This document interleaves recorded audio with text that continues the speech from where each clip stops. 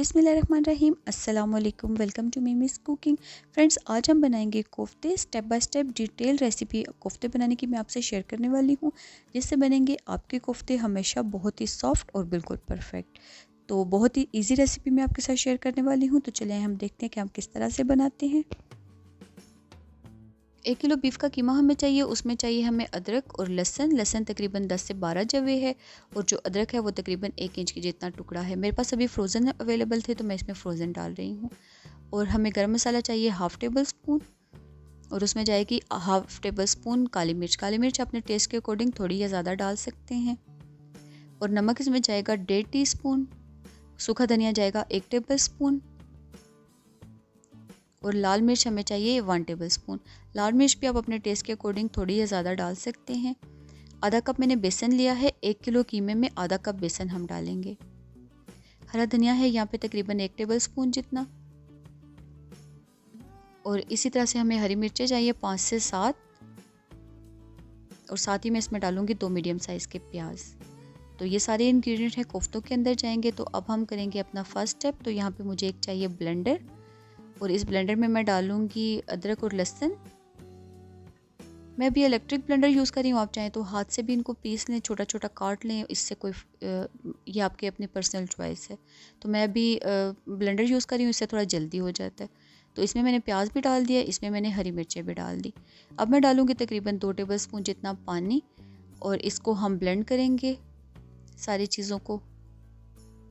अब मैं इसको सारों को ब्लेंड कर लेती हूँ। यहाँ पे मैंने लिया है एक बास्केट, और इसको एक मैं बाउल के अंदर डाल दूँगी ताकि जो एक्स्ट्रा पानी है वो इस बाउल में चला जाए। और जो सारी चीज़ें थी वो ब्लेंड हो चुकी हैं। अब मैं सारी की सारी चीज़ों को, प्याज को और लहसुन अदरक जो भी था वो सारे का सारा इस बास्केट में डाल देती हूँ। हमें इन सारी चीज़ों को बहुत ज़्यादा हाथों से निचोड़ के पानी नहीं निकालना, बस खुद ब खुद इसको बास्केट को छोड़ देंगे, जितना पानी निकलना होगा निकल जाएगा। अब हम करेंगे जब तक नेक्स्ट स्टेप। तो यहाँ पे जो मैंने बेसन लिया था हम उसको करेंगे फ्राई। तो मैंने एक फ्राइंग पैन लिया है और उसको बिल्कुल लो आंच पे चढ़ा दिया है। तो अब हम इस बेसन को फ्राई करेंगे यहाँ तक कि ये बिल्कुल गोल्डन ब्राउन हो जाए। तो अगर आप चाहें तो इसकी जगह पे भुने हुए चने भी आधा कप यूज़ कर सकते हैं।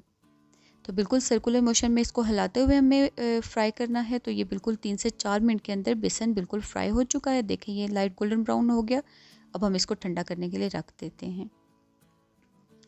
4 से 5 मिनट गुजर चुके हैं। जो प्याज था उसके अंदर से जितना पानी निकलना था वो निकल चुका है। हमें प्याज को बहुत ज़्यादा दबा के पानी नहीं निकालना, क्योंकि जो सारा टेस्ट और जो सारे विटामिन्स हैं वो निकल जाएंगे अदरवाइज़। तो अब हम सारी की सारी जो इंग्रेडिएंट है उसको कीमे के अंदर डाल के सारी चीज़ों को आपस में कंबाइन कर लेंगे। तो सबसे पहले जो मैंने प्याज की प्योरे बनाए थे वो, और उसके बाद सारी की सारी चीज़ें हम डाल देते हैं। और जो बेसन था वो भी ठंडा हो चुका है, वो भी हम इसमें डाल देते हैं। अब हम सारी चीज़ों को अच्छे से मिक्स करके और बिल्कुल मिक्सचर एक अच्छा सा रेडी कर लेते हैं। कोफ्तों का मसाला सारा मैंने मिक्स कर लिया है। अब हम इसको पीसेंगे। वैसे तो कीमे को मैंने 2 दफ़ा मशीन में से निकलवाया हुआ था, लेकिन उसके बावजूद हम इसको थोड़ा थोड़ा पीसेंगे ज़रूर, क्योंकि इससे जो हमारी शेप है वो बहुत अच्छी, बहुत स्मूथ बनेगी। तो क्योंकि कीमा बिल्कुल सॉफ्ट है और बाकी सारी चीज़ें भी बिल्कुल सॉफ्ट हैं, तो ये बहुत ही आसानी से बिल्कुल कुछ मिनट्स के अंदर ही पीसा जाएगा। तो सारे के सारे मसाले को मैं पीस लेती हूँ। मसाले को मैंने पीस लिया है। हम इसको दोबारा एक दफ़ा अच्छे से मिक्स कर लेंगे, और उसके बाद हम शेप बनाएंगे। थोड़ा सा पानी मैं लूँगी, और उसके बाद हम दबा के इसको बिल्कुल हथेलियों के अंदर शेप, आप साइज़ आप अपने अकॉर्डिंग देख लें, छोटा बड़ा जितना साइज़ आपको लेना है उतना साइज़ का आप अंदाज़ा करें। और फिर इस तरह से पानी थोड़ा थोड़ा लगाते जाएँ, मिक्स करते जाएँ, और उसके बाद आप हाथों की मदद से गोल शेप बना लें। यहाँ पे मैं आपको ये कहना चाहूँगी कि जब आप फर्स्ट शेप बनाएं तो एक कोफ्ता आप फ्राई करके चेक कर लें। वैसे तो अगर आपका कीमा अच्छा होगा तो आधा कप बेसन बहुत है, इनफ होगा। लेकिन अगर आपके कीमे में कोई पट्टे हैं या कोई इस तरह का मसला है तो वो लाजमी सी बात है टूटेगा। अगर कोई इस तरह का मसला आपके साथ हो जाए तो आप बेसन थोड़ा सा मज़ीद फ्राई करके डाल दें, और फिर नमक मिर्च का भी आपको अंदाज़ा हो जाएगा। अगर कम हो तो आप डाल सकते हैं मज़ीद। यहाँ पे मैंने रखा था ऑयल फ्राई होने के लिए, और कोफ्ते हमने शेप बना लिए हैं। 1 बाय 1 कोफ्ते मैं इस ऑयल में, गरम ऑयल में डालूंगी, और हम इनको फ्राई करेंगे। आंच जो है वो मीडियम हाई है, और हम कोफ्तों को मिक्स करते हुए फ्राई करते जाएंगे ताकि ये सारी तरफ से एक जैसे फ्राई हो जाएं, कहीं से ज़्यादा कहीं से कम फ्राई ना हो। तो बिल्कुल 2 से 3 मिनट के अंदर ही कोफ्ते फ्राई हो जाएंगे। کوفتوں کو मैंने लाइट गोल्डन ब्राउन करेंगे। हमें बहुत इनको डार्क ब्राउन कलर में फ्राई नहीं करना, बिल्कुल लाइट गोल्डन ब्राउन कलर में फ्राई करना है। और अब हम इन सारे कोफ्तों को फ्राई करके निकालेंगे और ठंडा करने के लिए छोड़ देंगे।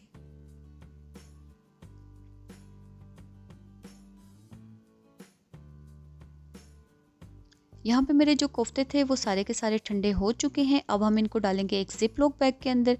आपको जितनी जितनी क्वांटिटी में चाहिए उतने उतने कोफ्ते आप एक एक बैग के अंदर डालें और जिप लॉक बैग को बंद करें और आप इन कोफ्तों को फ्रीज़ करें। फ्रीज़र में ये चलेंगे 3 से 4 महीने के लिए ईजिली। जब आपका दिल करे आप इनको यूज़ करें। तो इसी तरह से जिप लॉक बैग के अंदर हम इनको सेव करेंगे 3 से 4 महीने तक, ये बिल्कुल परफेक्ट रहेंगे। अब हम बनाएंगे ग्रेवी कोफ्तों के लिए। तो उसके लिए यहाँ पे लिया है मैंने 2 मीडियम साइज़ के प्याज, मोटा मोटा चॉप कर लिया है। साथ ही हमें चाहिए टमाटर। तो यहाँ पे लिए हैं मैंने तकरीबन 4 से 5 मीडियम साइज़ के टमाटर। और मैं क्योंकि घी में बना रही हूँ तो मुझे आधा कप घी का चाहिए। और इसमें मैं डालूँगी 3 से 4 जवे लहसुन के। लहसुन हम ज़्यादा नहीं डालेंगे क्योंकि कोफ्तों में ऑलरेडी लहसुन मौजूद है। और उसके साथ मुझे चाहिए 1 टीस्पून सूखा धनिया, चिली फ्लेक्स 1 टीस्पून से थोड़ी सी ज़्यादा है, हाफ़ टी स्पून नमक है और 1/4 टीस्पून इसमें हल्दी पाउडर है। और थोड़ा सा गरम मसाला मैंने लिया है यहाँ पे। ये गरम मसाला हम गार्निशिंग के टाइम यूज़ करेंगे। और इसी तरह से हरी मिर्चें हैं, ये भी हम बाद में गार्निशिंग के लिए यूज़ करेंगे। तो चले आएँ अब हम फर्स्ट अपना स्टेप देखते हैं। तो इसके लिए भी मुझे चाहिए ब्लेंडर। मैं ज़रा इजी काम करूँगी तो मैंने यहाँ पे लिया है एक ब्लेंडर। और इस ब्लेंडर के हम अंदर डालेंगे लहसुन और टमाटर को भी मोटा मोटा काट के मैंने इसी ब्लेंडर में डाल दिया है। अब मैंने एक कुकिंग पैन लिया है, मीडियम टू हाई फ्लेम पे इसको चढ़ाएंगे। और क्योंकि मैं घी में बना रही हूँ तो घी को हम इस पैन में डाल देंगे। घी को हम थोड़ा सा हीटअप होने का वेट करेंगे। और जो प्याज थे वो मैं इस घी के अंदर डालूँगी और इन प्याज को हम हाई फ्लेम पे गोल्डन ब्राउन कर लेंगे। अगर आप चाहें तो ऑयल में बनाना चाहें तो आप ऑयल भी डाल सकते हैं, ये आपकी पर्सनल चॉइस है। अब हम प्याज को हाई फ्लेम के ऊपर गोल्डन ब्राउन कर लेंगे। प्याज मेरा ब्राउन हो चुका है तो हम इसको हीट से उतार लेते हैं। और यहाँ पे जो हमने टमाटर डाल के रखे हुए थे उसी टमाटर के बीच में हम अपना प्याज भी शामिल कर देंगे ताकि ये भी बिल्कुल पिसा जाए और बिल्कुल स्मूथ सा हमें बाद में जो ग्रेवी है वो हमारी बिल्कुल स्मूथ रहे।